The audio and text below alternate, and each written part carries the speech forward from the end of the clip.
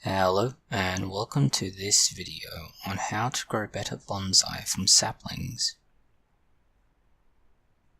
This video is a good place to start if you are a beginner and looking at growing your own bonsai tree from nothing. You'll need a whip or very long sapling, wire, and a little spare time. Let's begin with the tree, something between 10 centimeters or 4 inches and 25 centimeters or 10 inches will work.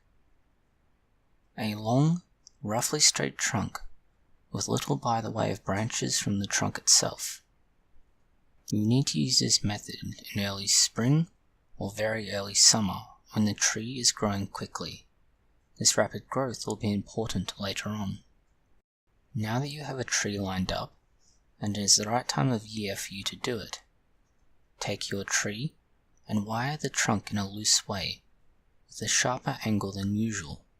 This is important to keep the tree in shape, and the wire will be stronger for the higher number of twists per distance measured. Here, the wire is broad to give you a clear picture of how this little tree is bent. In this other example, the wire is far closer together, and you'll see the difference when this is shown later. The bending of this tree is the same as for any other aspect of bonsai. Begin at the base and twist on the wire, not the tree. You want to loop the trunk again and again against itself. This should be as tight as you can get the loop without breaking the tree. Once you have the first few turns complete, begin by bringing the trunk into a tighter turn. This should get easier the higher up the trunk you get, with the tree being more malleable with newer growth. Eventually, you should get to a point where you begin to run out of tree. Here, you point the top of the trunk up. This is essential as the tree will either force growth that way or die. This will be the future head of your tree. The tree should now look a bit like braided cord. Now you need to wait a few weeks. Keep checking the wire to be sure it does not cut into the trunk the entire time. You may also need to rewire it in imaginative ways to keep the circular shape. You will also need to continue to compress the trunk by squishing the wired trunk into a tighter and tighter circle.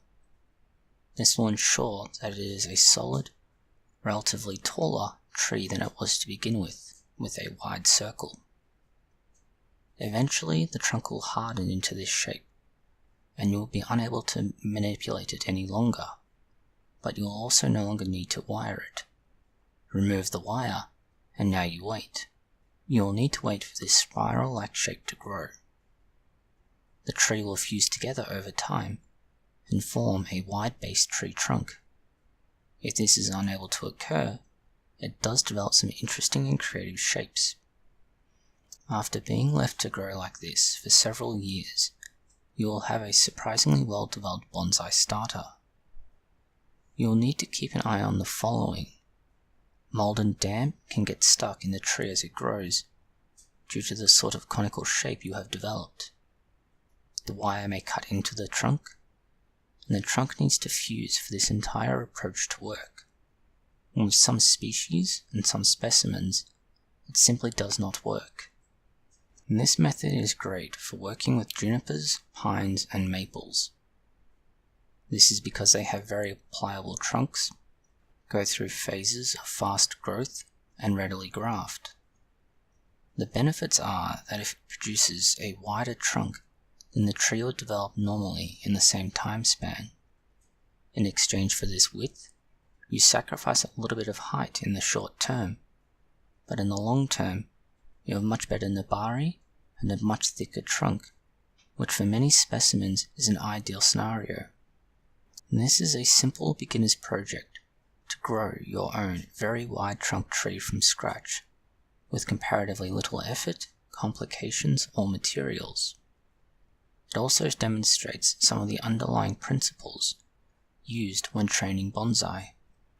Thank you for watching this video. If you found it useful, consider liking, sharing, and subscribing. Please post any comments, questions, or suggestions below.